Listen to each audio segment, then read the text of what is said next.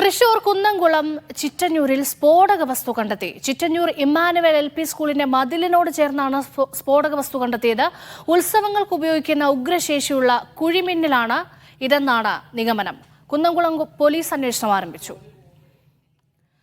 വിവരങ്ങൾ നൽകാൻ ആസിഫ് മുഹമ്മദ് ചേരുന്നുണ്ട്. ആസിഫ്, എത്ര അളവിലാണ് സ്ഫോടക ശേഖരം കണ്ടെത്തിയിരിക്കുന്നത്? എന്താണ് വിവരം?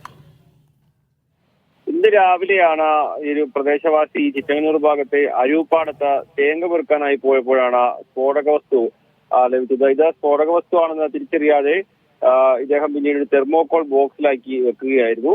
ഇത് കണ്ടതോടുകൂടി നാട്ടുകാരും ചില ഓട്ടോറിക്ഷ ഡ്രൈവർമാർ അടക്കമുള്ളവർ ഇത് പോലീസിൽ വിവരം അറിയിക്കുകയായിരുന്നു. സ്ഫോടന വസ്തുവാണെന്നുള്ള സംശയത്തെ തുടർന്ന് പിന്നീട് പോലീസ് എത്തി നടത്തിയ പരിശോധനയിലാണ് ഇത് സ്ഫോടക വസ്തുവാണെന്ന് മനസ്സിലാക്കിയത്. എന്തായാലും ഇപ്പോൾ ബോംബ് സ്ക്വാഡിനെ അടക്കം വിവരം അറിയിച്ചിട്ടുണ്ട്. ബോംബ് സ്ക്വാഡ് അടക്കം അല്പസമയത്തിനകം സ്ഥലത്തെത്തി പരിശോധന നടത്തുമെന്നാണ് നമുക്ക് ലഭിക്കുന്ന വിവരം. ഇത് ഉത്സവങ്ങൾക്കും മറ്റും ഉപയോഗിക്കുന്ന സമാനമായ തരത്തിലുള്ള സ്ഫോടക വസ്തുവാണ് ഇത് എന്നാണ് നമുക്ക് ലഭിക്കുന്ന വിവരം. ഏത് സാഹചര്യത്തിലാണ് ഇവിടെ വന്നത് എന്നുള്ള കാര്യം ഇപ്പോൾ പരിശോധിച്ചുകൊണ്ടിരിക്കുകയാണ്.